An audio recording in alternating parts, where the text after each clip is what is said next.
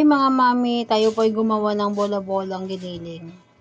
Bale ito po mga mami, ay tira ko lamang po ito na sa lumpia. Gumawa po kasi ako ng lumpia. Ngayon may natira po dahil ginulang po ako ng wrapper.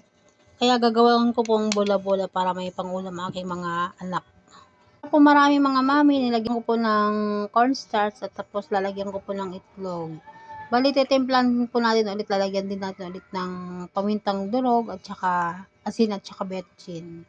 Ang gagamitin natin mga mami ay paghalo-haluin muna natin lahat bago natin i-form ng bilog.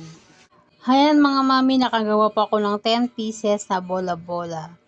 Ito pa iluluto ko ng mga mami para mayroong kakainin ang aking mga chikiting. Yan, ayan siya. Dumami. Mga mami, nagsalang po ako ng mantika.